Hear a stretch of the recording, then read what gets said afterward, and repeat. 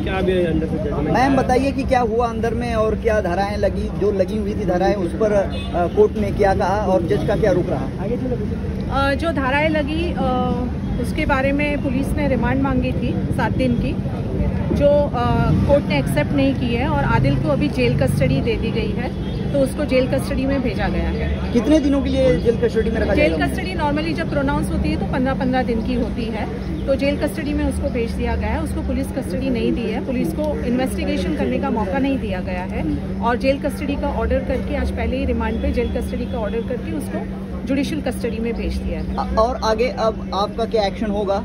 अभी एक्शन यही होगा कि आदिल जब बेल एप्लीकेशन सेशंस कोर्ट में फाइल करेंगे तो हम उसे अपोज करेंगे और उसके हिसाब से आगे की जो भी लीगल कार्रवाई होगी हम उसको फॉलो करेंगे और हम उसको अपोज करेंगे। राखी के पक्ष में आपने क्या क्या बातें रखी?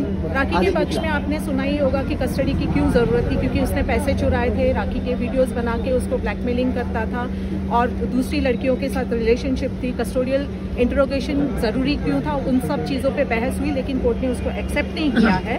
तो अब उसको हम जब वो बेल एप्लीकेशन करेगा तब हम उसकी जवाब देंगे। आदिल के वकील की तरफ से ये भी कहा गया है कि राखी सावंत ने भी उस पर हाथ उठाया है, उस पर आप क्या कहना चाहेंगे? कितना वो तो कहेंगे ना अपने डिफेंस में, अब आरोप और प्रत्यारोप होगा तो वो अपने बचाव में तो कुछ ना कुछ बोलेंगे, लेकिन वो जो भी बोल रहे हैं वो सरासर झूठ बोल रहे हैं। और अगर राखी ने उन पे हाथ उठाया था या उनके ऊपर ऐसी कोई चीज़ की थी, राखी ने जब आदिल ने उनको मारा पीटा तब वो पुलिस स्टेशन गई और पुलिस कंप्लेंट दर्ज कराई थी, तो फिर आदिल ने क्यों पुलिस कंप्लेंट दर्ज नहीं कराई? अब तक वो क्यों चुप बैठे थे और वो क्यों पुलिस में नहीं गए और राखी के खिलाफ शिकायत क्यों नहीं की? उन्होंने तभी करनी चाहिए थी। आज जब आप अरेस्ट हुए और आप इस तरह के बयानबाजी कर रहे हो तो वो तो बात की बात है, लेकिन ऐसा कुछ भी नहीं हुआ है और हर चीज़ का हम जवाब सही वक्त आने पे विद एविडेंसेस देंगे। उनकी तरफ से ये भी कहा गया है कि आदिल रहना चाहते हैं राखी सावंत के साथ, मगर राखी सावंत नहीं रहना चाहती, इसलिए वो इतना सब नाटक कर रही है। आप सब ने देखा था कि वो मीडिया में आके बार बार स्टेटमेंट्स दे रही थी,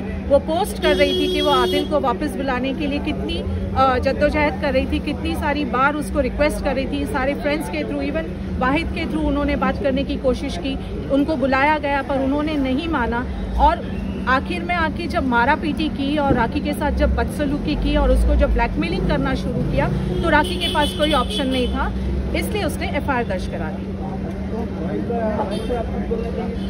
नहीं, अब जो भी देखिए मैटर इज सब जुडिस, तो मैं ज़्यादा कुछ बोल नहीं पाऊंगा। जैसे वकील साहब ने कहा कि अब वो अपना पक्ष जो है, अपना जो बेल है वो कोर्ट के समक्ष रखेगा, उसका अपोज करना अब हमारा काम है। हम न्यायालय को कन्विंस करेंगे कि जो गलतियाँ उसने की है आदिल ने, उसको सज़ा मिलनी चाहिए, तो न्यायालय के सामने अब उसका बेल के अपोज के अलावा हमारे पास और कोई चारा नहीं। थैंक यू भाई।